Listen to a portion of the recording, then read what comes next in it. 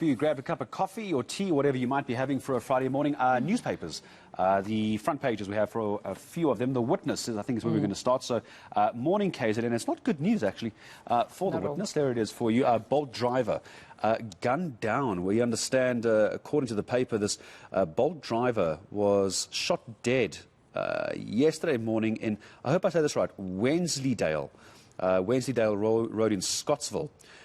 Some believe in the area it was actually a planned hit as well. But the paper goes on to talk about, it's actually not the first time that a Bolt driver, it's like an Uber driver, in case you're not following us, it's like an Uber driver being gunned down earlier this year as well. That was in a road rage incident earlier this year in October. Very worrying, especially for customers. Indeed. You know, MI7 group member apparently was patrolling the area, and it says here that when he approached, the car, there was a suspicious male who was leaning on the car.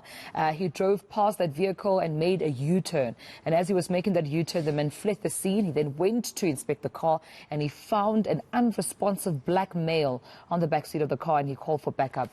So the article says it's so concerning. It is. And let's quickly get a reaction from IFP founder, of course, Prince Mothotoane, describing the late FW de Klerk as a man who lost we lost a champion of democratic principles and constitutionalism as well. Mothotoane, that's the word I was looking for. I lost where I was. Describing the late statesman as a patriot. Yeah. Indeed. You know that there was a time where, under FW de Klerk, there was a time where there was so much violence, and some attributing it obviously to that, sort of like power sharing deal between the IFP and the NP, obviously under the leadership of FW de Klerk. But I mean, it says here that this is a painful moment not only for his family but for our entire nation. We have lost a champion of democratic principles and constitutionalism who served South Africa long after his retirement from governance. This according to Buthelezi. Okay, let's head over to the Mail and Guardian, because the Mail and Guardian is there at the moment. Let's end up on that front page. There it is. All right, tainted ending with a black and with a photo, a blacked out photo of FW de Klerk. Quite a dramatic image as well. And they start off their front page by saying, "Justice denied." Yeah.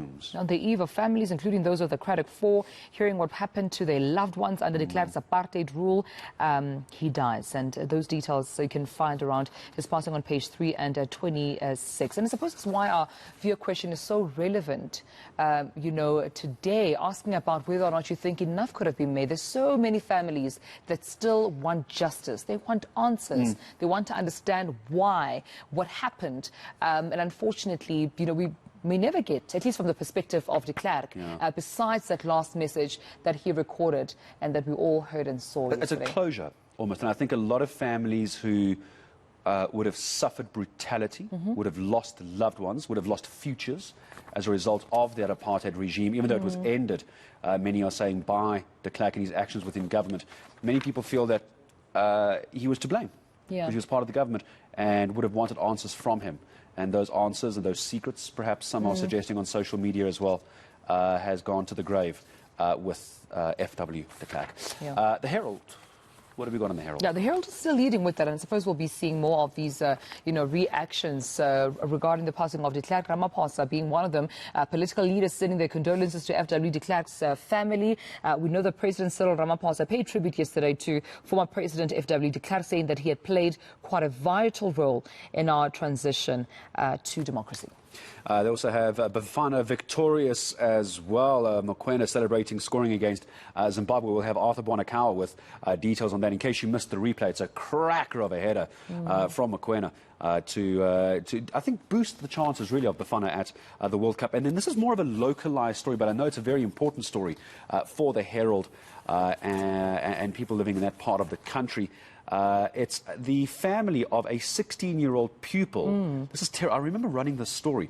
Family of a 16-year-old pupil who hanged himself launches a multi-million rand lawsuit over alleged molestation, accusing a teacher of molesting their son, and St. Andrew's College of not acting on it. The family of Thomas Kruger, who killed himself on the night of David Mackenzie's bachelor party, has slapped the disgraced water polo coach and the school and its headmaster with a joint civil claim of about Is that 62 million rand? Yeah, it is. 62 It's million very small rand. text.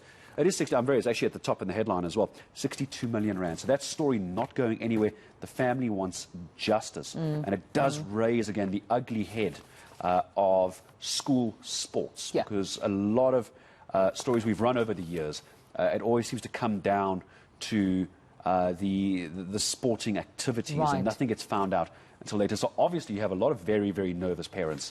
And it's stories like that. It doesn't surprise me that parents are so nervous. Yeah, and you know what? I think my appeal at this moment is also for the Department of Basic Education to really do thorough investigations around these schools. So the first time we're hearing about an incident of this nature where there are allegations of molestation, sexual assault, harassment, misconduct against the pupils by the adults entrusted to take care of these young pupils. So the Department of Basic Education really needs to dig deep in finding out what's really happening at these schools. Are kids safe at schools? Can parents really trust, especially these boarding schools, when it comes to the safety of their children? But unfortunately, a young life there lost. 16-year-old hanged himself due to this very much tragic incident. Yeah, terrible story as we hand off the Herald as well.